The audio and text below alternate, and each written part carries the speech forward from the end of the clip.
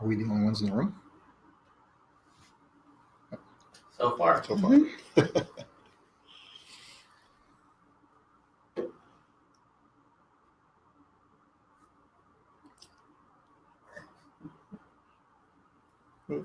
Okay, we'll be starting here in just a few minutes. I see a few people starting to come on. Hope everybody's warm out there as with the snows hopefully starting to melt a little bit. If you're in Spokane. If you're in Spokane.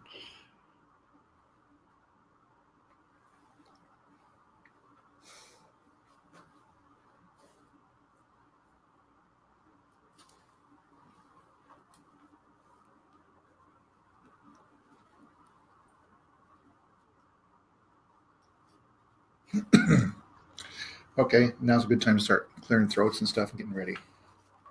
Good morning, everybody. Good morning. How's everybody doing today?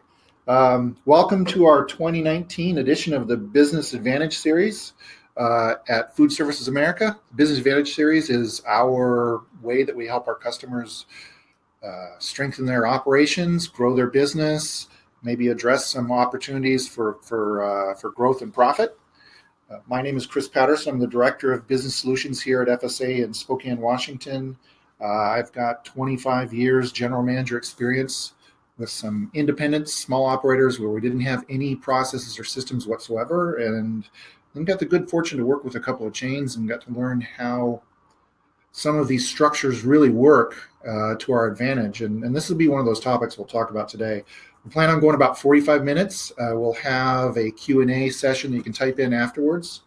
Sitting to my right here is Chef Alexa Wilson. Hey, good morning, everybody. Speaking of good fortune, it's interesting just because Chris Patterson was my sales associate back in my previous life as a real restaurant world chef. So we've had the good fortune of having conversations about restaurants for let's just say over a decade now. Yeah. I'm the corporate chef here at FSA Spokane, out of the Spokane branch, and I'm just really excited that everybody is here this morning and that we're going to be talking a little bit about something that I don't think gets intentionally talked about enough. We're going to be talking about what we call it nailing the guest experience. And it kind of sounds like an obvious statement to make, but it's actually really quite complicated.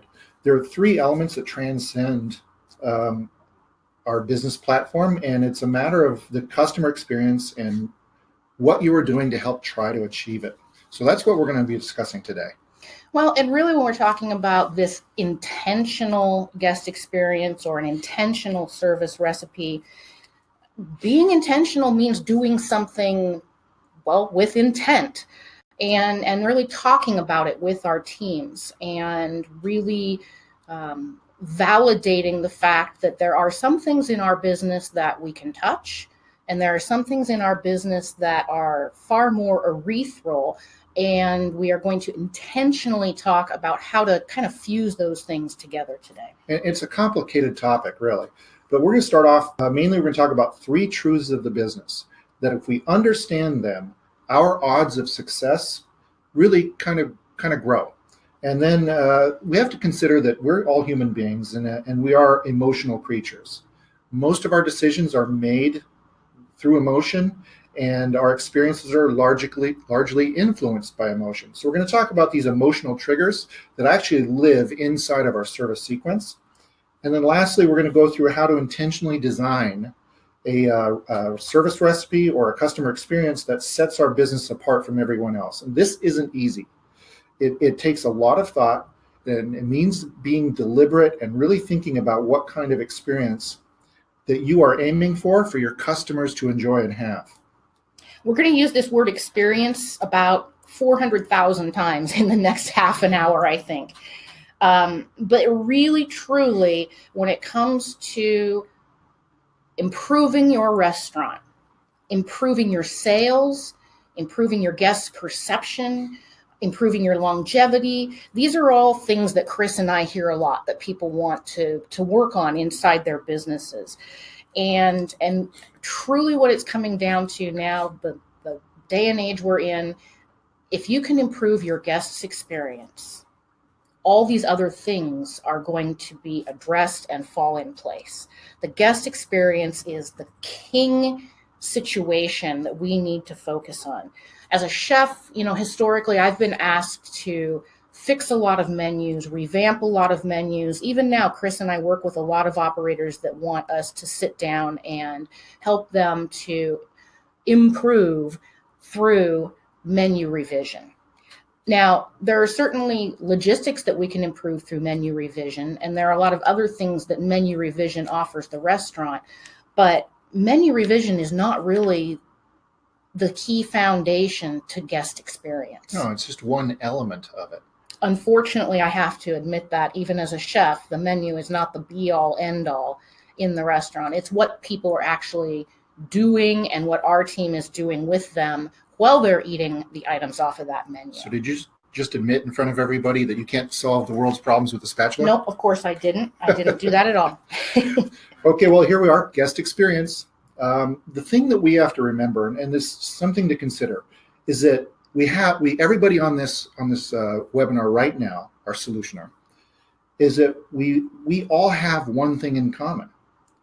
And that one thing is we've all experienced, as a consumer, both good and bad service. This is something we've all done. We've all spent money on really good and really bad and had different feelings about that afterwards too.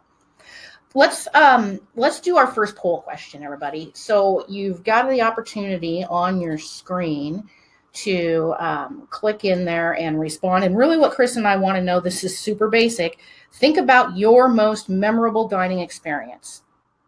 We all have had one, and it was either really great or maybe not so great. Excellent. Everybody throw your answer out there. Well, we're thinking about that. This is definitely not a trick question at all. Yeah, right. While you're thinking about that, think about the very nature of our business being social. It's what we do as humans. We feel an experience, and then we feel compelled to share it. And so there's a really interesting stats. This is from the American Express Customer Satisfaction Survey, that Americans tell an average of 15 people about a bad experience, but only 11 if they've had a good experience. Hey, I promise you, that is not my spaghetti on a shovel. All right. Speaking of telling everybody, you can create something that's just weird, and they put it out there for everyone to see. That's kind of one of those elements of it. So when it comes to our group of listeners out there, thank goodness most of you are remembering good experiences. About 2/3, about just under 1/3, that negative or disaster experience or getting served spaghetti on a shovel is forefront in mind. Well, interesting enough, so as 1/3 have that bad experience, the stat here on the screen is 33% of Americans say they will consider switching companies just after a single bad experience. So, well, I don't think we have a whole lot of tolerance anymore for let's give them another shot. No, it's a short attention span in our culture right now. So, the one good thing I want to point out there is that if 2/3 of you are remembering a good experience, then hopefully 2/3 of all of our guests are remembering good experiences as well. Yes. Even though people have a tendency to want to spew negativity and slay us on social media or poke fun of us, like on that website with the shovel picture, the fact that every one of you is really thinking more about the good in percentage is a relief for me as somebody in the restaurant business. But because we're in the restaurant business, we could be giving ourselves more credit than the general dining public too. Well, a third of people is a big chunk of change we have to be concerned about. So our really biggest challenge we have as operators is to get out of our logistics mindset, because we're actually really good at logistics. That's what we do every day. We assemble products, we stock shelves, we move things from A to B, we open doors, unlock doors, we do all of those things. And the challenge is to get into the perspective of our guest and to step away from our own internal biases. And it's much easier than it sounds, because we can hold a pen and write down a recipe. And we can go to the kitchen and scoop 4 ounces of cheese and understand what 4 ounces of cheese is and take a picture of the recipe and see it. These are all tactile and logistical efforts, but they're physical, and it's easy to see that. Well, and they're all tangible things that are pretty easy to train, easy to put on a checklist, and quantifiable in some way, shape, or form. So as operators, there's a pretty black and white right or wrong with our logistics. And so we work real hard to get our logistics right so that things flow smoother. And then we hope that when things flow smoother, everything's flowing smoother for our guests as well. But if we haven't really applied this whole concept to the experience piece of it, I think we're missing out. One of the things that Chris and I have argued over the past shelf, so to speak, about is hospitality. And Mr. Patterson sitting next to me, who is a front of house general manager, lives in the world of hospitality. As the chef, I live in the world of that 4-ounce portion of cheese and the ticket time, and which knife is the right knife. And really what it comes down to is, as the culinary team, we can create just about anything and put it on a plate. Hopefully we put it on a plate in a way that shows respect to the guests so that they can get it off the plate and don't have to eat it off of a shovel or out of a dog bowl or something crazy, something wackadoodle like that. But what it really comes down to is, historically, when guests have been asked to rate service and to rate food side by side, and they give the service an excellent rating, the food rating usually falls in along with that. Everybody's getting an A in the building because things are going well. But when the service goes to even good or drops to mediocre, which is pretty average out there, you guys, the food score drops almost in half. And that's because all of a sudden, when things are mediocre with my service, things become mediocre with my food. Same hot food hot, same cold food cold, and yet guests seem to be experiencing their meal with less pleasure and enthusiasm than if the hospitality comes along with it. Hospitality carries a lot of weight. Oh, thank God you didn't say it seasons the plate, because that really gets my cackles up. But it's true. It is true. It is true. And the hard part about it for us, because we are logistical operators and we do a great job of that, is that we can't touch hospitality. You can't hold a customer perception. And so this really vital part of our business gets really squishy and kind of hard to manage. And if you think about it, though, it really is probably the most critical part of the whole business plan. So in an effort to define that, there's 3 given truths that we usually refer to when we go to visit with customers. And these 3 truths really are the revenue opportunities that live inside of our business. Yeah, we talk about these a lot. Right. So the first truth really is, when the customer grabs your front doorknob, there is already a built-in expectation. Not of a mediocre time? Not of a mediocre time. There's an expectation of, you get to define this. You need to understand that. It could be speed of service. I have a really quick restaurant. It could be slow, attentive hospitality. It could be, very familiar family kind of service. There's an expectation that's built there that they're expecting this to happen the second they grab your doorknob. The definition, Webster's, of expectation is a strong belief that something will happen or be the case in the future.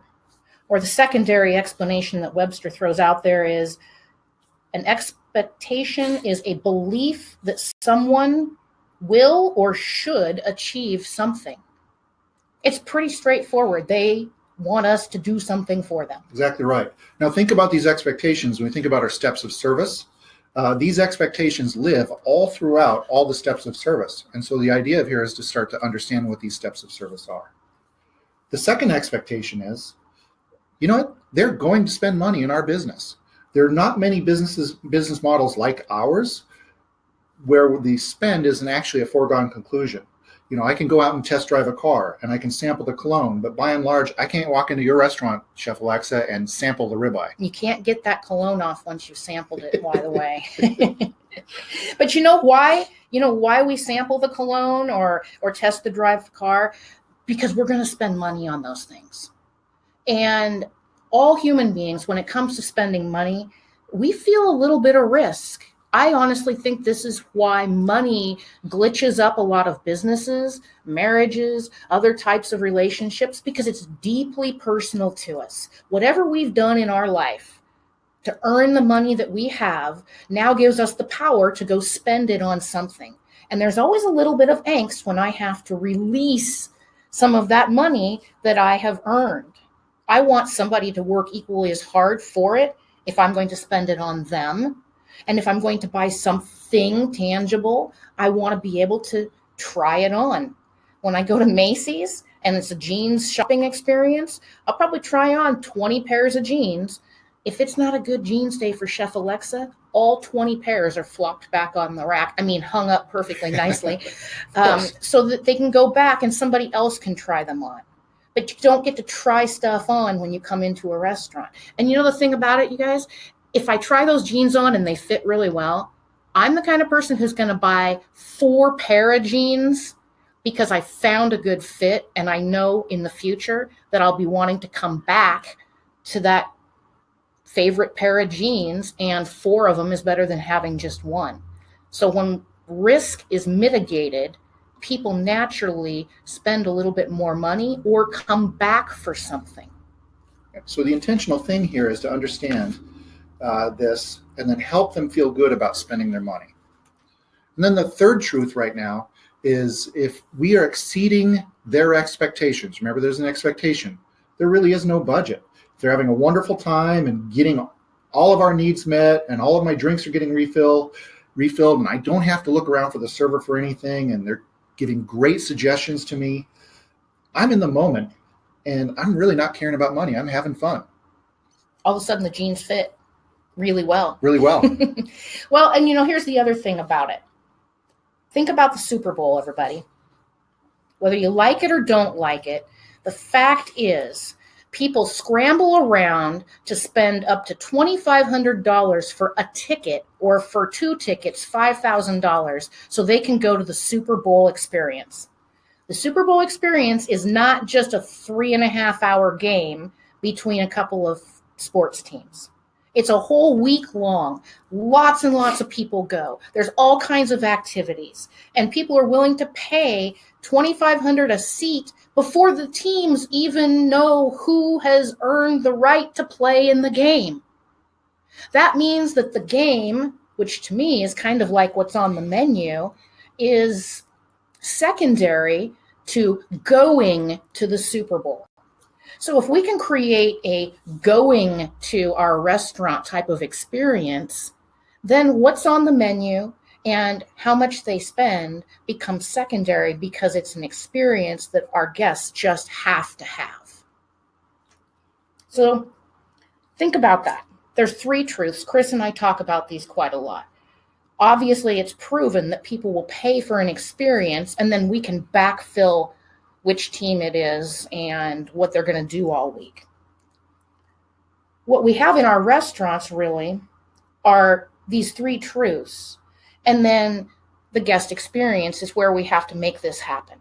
Well, there's 7 key moments in my mind where this happens. And Chris, it lies with what the front of the house team is really thinking about and their logistics, because those are the interactions with our guests. Right. These are 7 opportunities. We'll call them touch points, whatever you want to call them. Mostly as a restaurant industry, we're aware of these touch points, of these basic steps of service. And for the most part, our team understands it as well. It's what you guys have to do out there to get stuff done. We also know that there's kind of a revolving door of employees, and there's lots of experience out there, and even experienced servers that maybe understand the basics of logistics need to understand or know how these steps actually live and support your guests' unique experience and expectations in your building. So going back to the first truth, there's an expectation attached to each of these steps, and really the savvy server and the savvy restaurateur ensures that these expectations gets nailed every time. So let's do another poll question, because I do want to know something from the folks that are listening with us today. Taking into consideration those 7 opportunities that lie in your service sequence. Now, you may not have all 7, but just taking that into consideration, are you communicating with your team and using these as a logistics list? Or are you talking to your team about the emotional triggers that your guests are experiencing as the team is doing each one of these sequences? There is no right or wrong answer here at all, you guys. So really just whether that's used as a training piece for logistics, or whether you're overlaying that emotional piece is kind of what we're going for. So while we're thinking about this, there's a company called Emerald Insights, and they're a consulting firm, and they did a study and said that restaurant customer satisfaction is influenced most by the responsiveness of the frontline employees, followed by the price on the menu, and then the food quality and taste, in that order. And the interesting thing enough is the physical design and appearance of the restaurant didn't have a significant impact, which goes to where we're really good at logistics and not thinking in terms of that feeling, that hospitality piece. So looking at the poll, man, this really danced around quite a bit, but we have an almost even split. Wow. Between people that look at service sequence opportunities as logistics and a training opportunity and are really working on tightening those things up, and people that are talking about the emotional triggers. I am thrilled to hear that you're talking about emotional triggers, not to say logistics aren't important, but the guest experience lies with how we are pushing those buttons and those emotional triggers. Let's talk more about that. You bet. So really what we start off with designing an intentional service recipe or service sequence is thinking about three primary elements. And that first element obviously is the guest expectation. So we start with it that's uniquely yours and your customers. But you need to know what that is first. Again, if your concept is built on speed, that's the guest expectation. If you're a fine dining 13-course restaurant, then refinement is probably what you're based on, not necessarily on speed. But timing is critical. Exactly right. And then there's the team action. This is what our team does to support that guest expectation. So intentionally designed behavior or processes to support the customer and what they want to get accomplished. So a great example of that, everybody, is if I have a quick serve restaurant and somebody walks up to the counter. All right, quick serve restaurant, you're going to be known for being fast, but you're putting people in a position of having to stand in front of a screen or some kind of a menu board and make decisions. That's not a real comfortable position for people to be in. Sometimes people take forever to make up their mind. Some people rush into the decision and wind up with the wrong thing. So a great example there is your team action might just be, does your cashier just stand there like a statue and wait for people to make decisions? Or do they actually interact with the customer that's standing there right in front of them, staring at the menu board 2 feet above their head, and make a suggestion, relaxing the person, speeding up the decision-making process, and helping to ensure that they get something that they actually like? Then the third element here is validation for everybody. It's trained to get credit for the good choices your customer made and give credit to the customer for making these choices at the same time. These primary elements have all have a place inside of each step of service, and the better you can do to define these guest expectations of the step, the more ability you have to build the supporting behaviors and the must-do actions to validate the customer decision to spend money with you. So what that all really comes down to is the power of validation. And validation, and I'm going to throw another one at you, reciprocity, kind of live side by side in human interactions. Validation is something that allows us to feel like we belong and that we've made good choices. So validation is really something that starts when we're very young. A lot of people come over to the house to see the new baby that was born, and the baby sees smiling faces. Those smiles are validation that everybody is glad that that baby is on the planet and is here. We go to school and our teachers start to validate us with stars and smiley faces and stickers and attaboys, and everybody gets a sports award for participation. That's all validation that's intentional in our educational and sports systems to keep us involved and engaged and interacting. And we start to do it to ourselves because we seek it in our lives. When we make a risky choice, then we start to look for whether we made the right choice or not. I know somebody in this room who made a risky choice last weekend. Chris Patterson bought a new car. Yes, I did. And what kind of car did you buy? I bought an Audi Q5.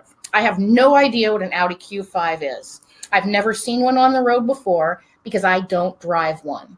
And 2 weeks ago, I never knew what it was either. Because you just started looking for the car. Right. Now, how many have you seen since you got it on Sunday? I've seen at least one every day since I've been driving it. And are they better or worse colors than your own? Oh, mine's better.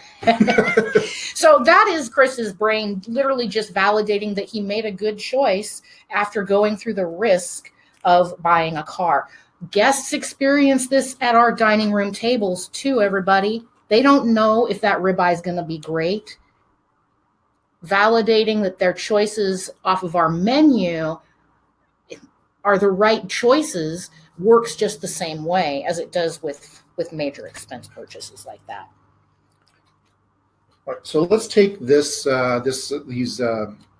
3 elements here, and we're going to talk about today's download. So at the end of the experience here, we have a worksheet for you. It's a Word document. It's a starter kit really to help you build your intentional service plan. It's fully editable. You'll be able to define your guests' expectations and build your own supporting team actions to help you ensure you're nailing your guest experience. It already has some built-in loose examples already populated as a guide, but they're simply suggestions and examples as a starter point. You can rework this document to your advantage as you see it. So it's really a worksheet. And we highly encourage you to get several people in your restaurant to go through this worksheet with you because everyone has a different perspective. Just like if you sat in all the different chairs in your dining room and saw a different view of what's going on, every single person inside your business that comes in contact with your guests can offer different perspectives on these types of things because they're all going to have different clues about what the guest's expectation is, what kind of action should be taken, and how we get that feeling of validation in the experience. So this is going to come to you, like Chris said, after the Solutionar, you'll get an email, visit that website, download this document, and then you can blow it up and customize it to yourself. Because really what we're talking about here is three primary elements to consider, but 7 basic logistical steps to overlay them to. So we're going to run through those really quickly and kind of give you some examples. So like here, the meet, greet, and seat. This is the first greeting, and from the perspective of the server, the expectation of the customer is I'm going to get a sincere and immediate greeting. That's what my expectation is. And that the action that we build in for a service, part of the service supporting element is eye contact, introduce yourself. And then we validate the customer by a warm welcome and thanking them for joining us. Well, and one of our listeners, I'm just going to read what he typed in here. It says, panic sets in if you're not greeted quickly. Absolutely. Uncertainty sets in if the host is unconfident or unwelcoming. The rest of the experience is enhanced when the handoff from the host to the server happens and when that's meaningful. That's the emotional trigger. Good job. That is absolutely the emotional trigger there. And really what it comes down to is the reassurance of being recognized. Now, the power for our team of understanding that emotional trigger and that, that uncertainty and that panic is if we get in front of that, even with an eye contact or a little smile and nod from across the room, the person standing there knows they've been recognized, and it allows us the time necessary to get to them. So if they have to wait for a couple of minutes, waiting while recognized now tells the guest it's okay to wait. We know you're here, as opposed to, oh my gosh, I don't even know if they know I'm here. How long has it been? We now have more control over time by simply glancing across the room. Reassuring, absolutely. Now, the next step is the first round of beverage, the initial beverage service. This is where we actually begin to engage in the sales process because we are conducting a business for money. And it sets the tone. That's right. It sets the tone and the mode, and we know an empty glass is bad service, but no glass at the table is even worse. So the idea here is have the customer's expectation is a professional, tasty beverage in hand to begin their experience. So the action in this case will be offering a beverage other than water. and then deliver the drink by name to the person who ordered it. That's the validation piece. So 4 different beers on the tray. If you call out the name of the beer that I ordered and put it in front of me, I am now reassured that you got it right. You're paying attention. Exactly. Well, reassurance is still really what we're going for here. And the emotional triggers for the guest are, I'm sizing up my server if I'm the guest at this point. I want to know, are they sincere? Are they asking questions? Or are they just selling to me by reciting lists? I mean, I'm an IPA drinker. If I ask what's on draft, I really don't care what kind of porters you have or what kind of light beers you have. I would really prefer that somebody says, what would you like, Alexa? Well, if they knew my name. They know your name. If they don't, then just what would you like or what do you drink? And then I say IPA. Now, if I'm talking to somebody who says, well, we have 3 of those on draft and they're from here and this is the how bitter they're going to be, I now feel like I'm talking to an expert who cares about what it is they're going to bring to me. That is reassuring all the way around, and it doesn't feel like a sales pitch. Somebody's tuned all. into you. Mm-hmm. The other thing I'm doing here is I do want to know how knowledgeable they are. And honestly, if they're knowledgeable about their beverages, then in my mind, they're probably knowledgeable about the menu. And if they're knowledgeable about the menu, they might be knowledgeable about recipes. And if they show some knowledge about recipes, they might be knowledgeable about techniques. And that way, if I don't want something fried and I want it grilled instead, I just have a confidence. So it all really starts with just talking about beverages. The benefit here is trust is established, and maybe the server learns a little bit about my palate and makes better suggestions later. Well, later, I'm sure we'll talk about that. So now we're at the appetizers, really, and this is the chance to start showing off the flavors of the business and give our guest a tasty distraction. This is the logistic part for us, but remembering the customer. The expectation is a quick starter because I'm hungry. I want a distraction while I wait or decide, and then I wait for the main dish for the kitchen to produce it. The action step for our team is to suggest and describe a signature appetizer and make sure the table's staged, ready to go. And the validation is timing the arrival of the appetizer so I can enjoy it before the entree. Well, and the real emotional triggers going on here with our guests. This is the stage for reassurance. Again, that what we are staging for them is going to happen. We've brought a beverage, great. The bar can do their job. Now this is where we get to see the first peek of whether the kitchen is doing their job as well. And this is also, as a guest, my first opportunity to really relax and be social. I am not coming to your restaurant to work. I'm not coming to read the menu, ask questions, understand techniques, and do all these things. I'm not really here for this business transaction. I'm here because I want to hang out with my friends. I want to be with my family. I want to check out other people that are in the room, all social reasons. So getting that appetizer there allows me to now break bread with my friends. Or let's say I'm by myself and I am in a social environment. That's a very awkward situation too. So having something to eat, the appetizer resolves that feeling of I'm the only one sitting here with nothing to do and nobody to talk to except looking into my phone. Doing nothing. Yeah. Yes, exactly. So at this point, the benefit to us is that our guests start to relax. Our timing starts to flow a little bit. We learn more about whether they're in a hurry or not in a hurry so that we can accommodate those needs. And we've sold them something, everybody. Now we're making money. Well, once we've established trust, the verbal communication or the verbal sell is something that people are very receptive to. The next step here is the entree service. Really, this is where the brand starts coming full circle in the flavors, and we're plating products. This is after all the main consumable and reason why somebody came. But my expectation as a guest is a carefully designed entree that really delights my taste buds. That's what I'm looking for. This is the main event. And so the action step is to suggest and describe the right entree based on what you've learned about them so far, because if you listen to their beverage choices, that might give you clues on what their flavor palette is. And then suggest appropriate enhancements to add to the meal. And then lastly, the validation piece is to make sure that everything is present so they can enjoy the meal and the flavor is discussed as you present it. And again, this is really where we would want our actions to start solidly validating, because at this point, the guest has put themselves out there. They've made some risks. They've made some choices. They know whether they like the beverage. They know whether they do or don't like the appetizer, but this is the entree. This is more of a big thing. This is where all the money is. And really, this is where we're going to get judged on value in a lot of ways. So when that steak shows up and it looks kind of small, but it's really rich and decadent, as I'm experiencing it, the value starts to produce itself. The benefit at this point of the emotional trigger of value is increased trust.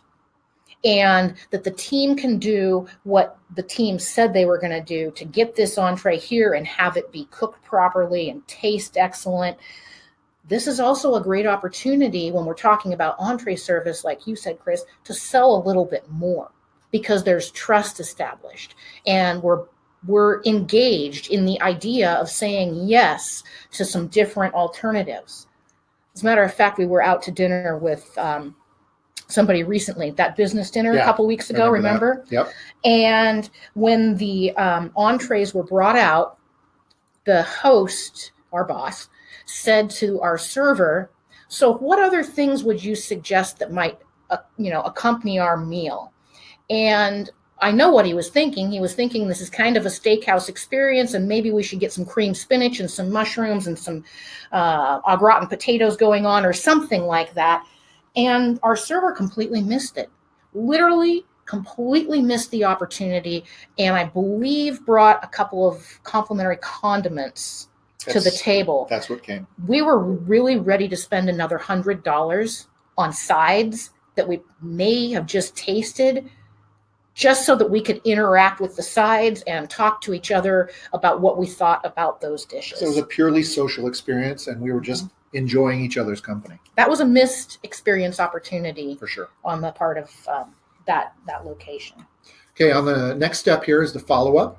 This is probably needs to be the most deliberate conversation at the table, purposeful and specific, because the customer now knows whether or not they like it.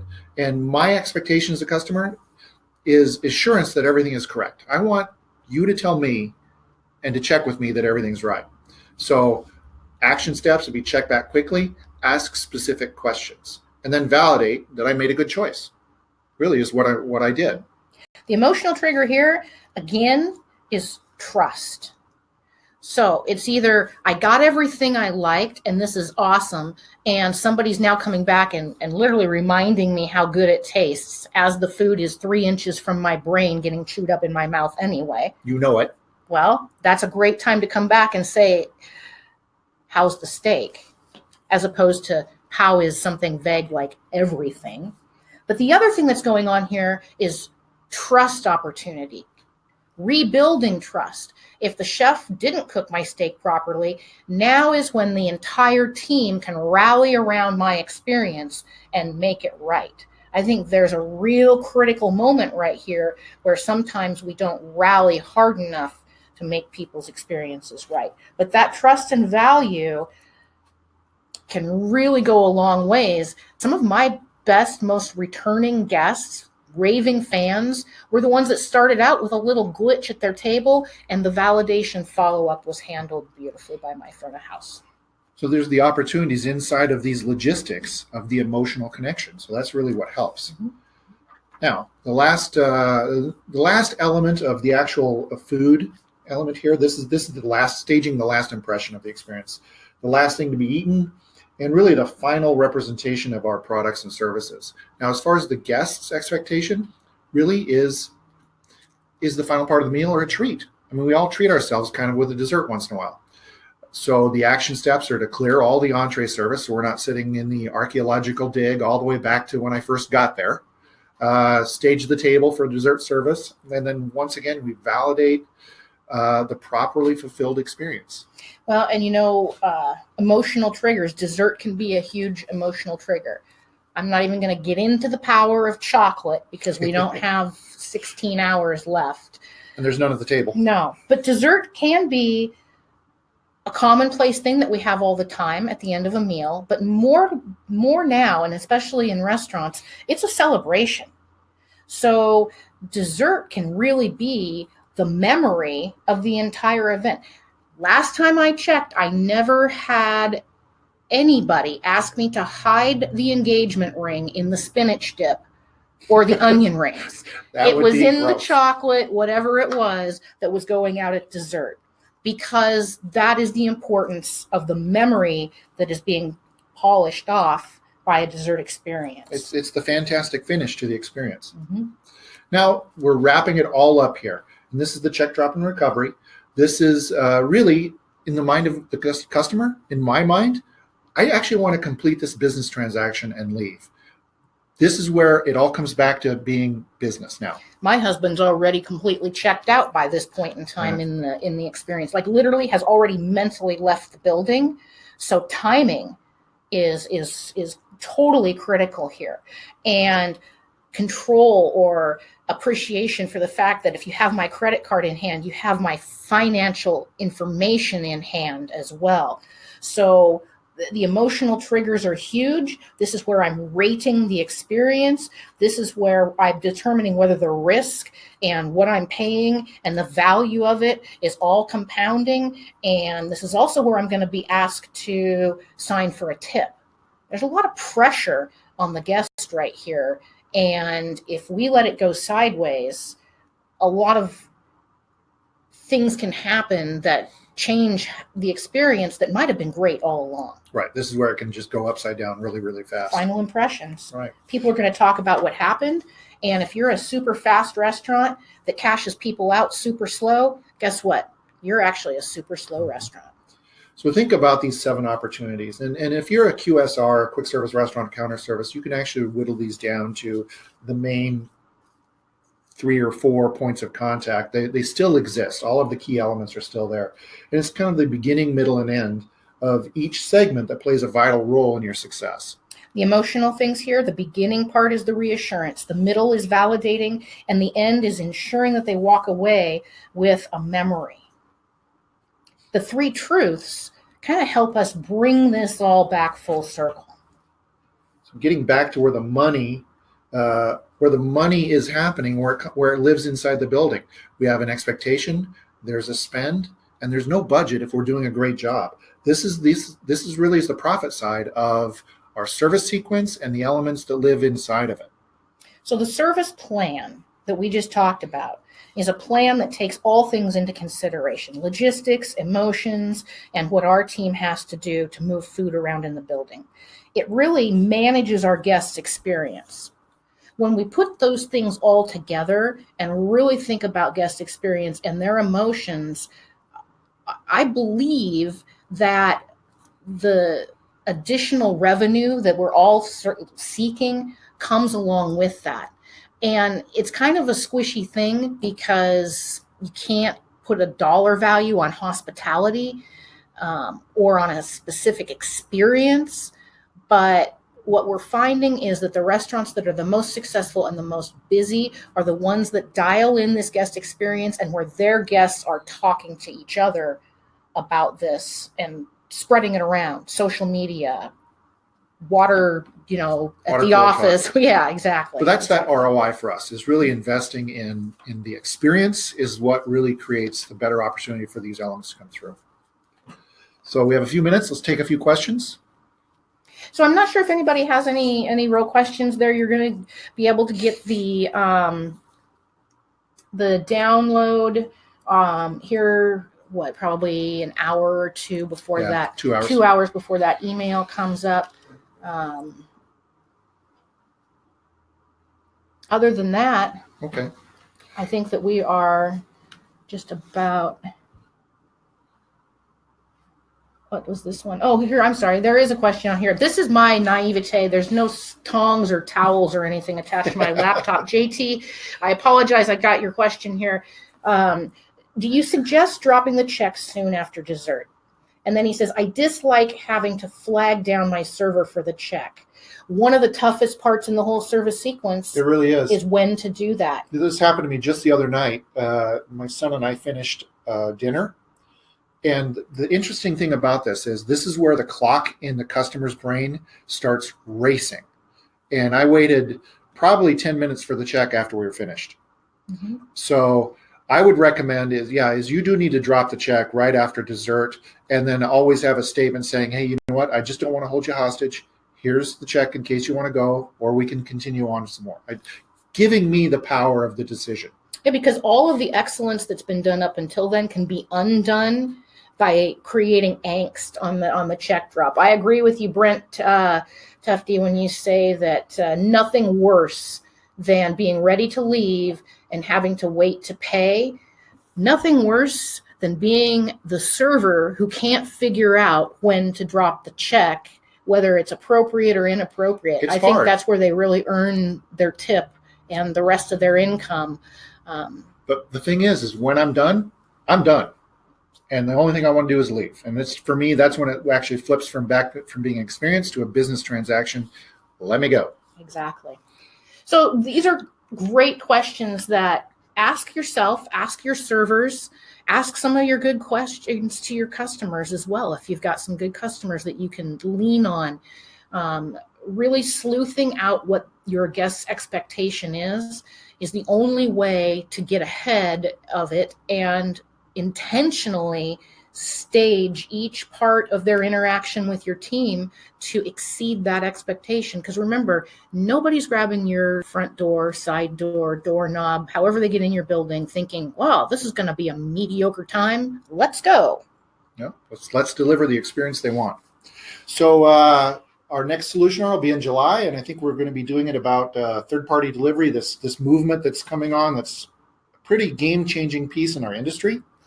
That's what we'll be discussing in July. So stay tuned. We'll look forward to seeing you. Hope you enjoyed this today and you got some food for thought. We will get you the guest map worksheet here shortly, and appreciate your time. Thank you very much, everybody.